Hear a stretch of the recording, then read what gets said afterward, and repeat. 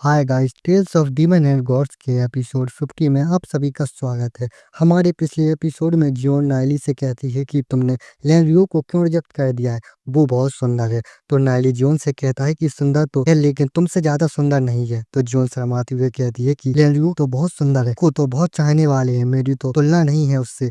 अब आगे तो नाइली ये सुन के जियोन की तरफ स्माइल करता है और पीछे एक बंदा इन लोगों को देख रहा होता है कि साला ये जियोन पे लाइन मार रहा है। फिर जियोन शर्माते हुए स्माइल करते हुए सोचती है कि तो नाइली पूरे समय बिल्कुल भी सीरियस नहीं था। लैंड्रो पीछे खड़े होकर इन लोगों को देख रही होती है और फिर लैंड्रो सोचती है कि मुझे यकीन नहीं हो रहा है कि मैं तुम जैसे एक छोटे बच्चे को भी हैंडल नहीं कर सकती हूँ। फिर लैंड्रो चिल्ला के जोर से नाइली से कहती है कि नाइली एक दिन तुम मेरे सामने झुकोगे। तो नाइली ये सुन के चौंक जाता है। फिर लैंड्रो चिल्ला के जोर से कहती है कि मैंने अब डिसाइड कर लिया है कि अब मैं इस बच्चे को अपना बनाऊंगी। तो अगर कोई भी इस बंदे को छूने की कोशिश करेगा तो उसको सबसे पहले मेरा सामना करना पड़ेगा।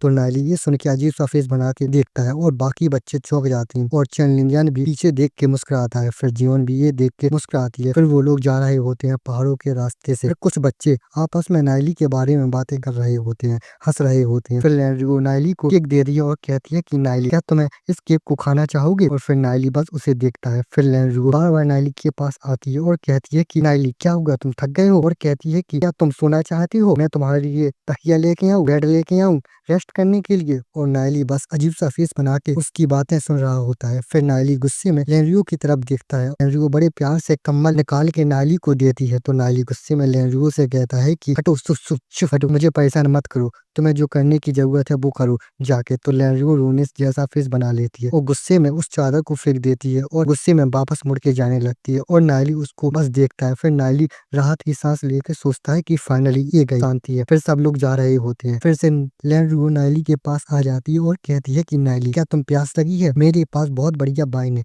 तो नाइली गुस्से में लैंड्रो से कहता है कि तुम मुझे इतना परेशान क्यों कर रही हो, क्या तुम इतनी फ्री हो कि बार बार मेरे पास मुझे परेशान करने आ रही हो। तो लैंड्रो स्माइल करती हुए कहती है कि मुझे पता चला कि मैं तुम्हें पसंद करती हूँ लेकिन तुम मुझे पसंद नहीं करती हो, लेकिन कोई बात नहीं, कौन लड़का है जो मेरे जैसे सुंदर लड़की को पसंद नहीं करेगा। और लैंड्रो कहती है कि मैं इसको इस तरह सोचूंगी कि तुम अभी अंधी हो, लेकिन फ्यूचर में तुम्हें जब पता चलेगा कि मैं कितनी सुंदर हूँ और क्यूट हूँ। नाइली गुस्से में कहता है कि अगर मैं तुम्हारे प्यार में पड़ गया तो मैं सच में ही अंधा होऊंगा। फिर नाइली जल्दी से लैंड्रो के पास से दौड़ के आगे भाग जाता है और जियोन के पास पहुंचता है। फिर नाइली को देख के पीछे बाकी लड़कियां बात कर रही होती हैं कि ये वही लड़का है ना जिसके पीछे लैंड्रो पड़ी है, ये बड़ा क्यूट है। नाइली ये सुन के और नाइली गुस्से में कहता है कि तुम हरामी, सब लोग फालतू की बातें करना बंद करो फैलाना। तो जियोन भी नाइली के मजे लेते हुए कहती है कि नाइली तुम लैंड्रो के साथ क्यों नहीं हो। तो नाइली परेशान होकर कहता है कि जियोन तुम तो अच्छे से जानती हो ना कि लैंड्रो और मेरे बीच ऐसा कुछ नहीं है, मैं बस उससे ऐसे ही मिला था। तो जियोन भी अपना चेहरा घुमा के हंसते हुए कहती है कि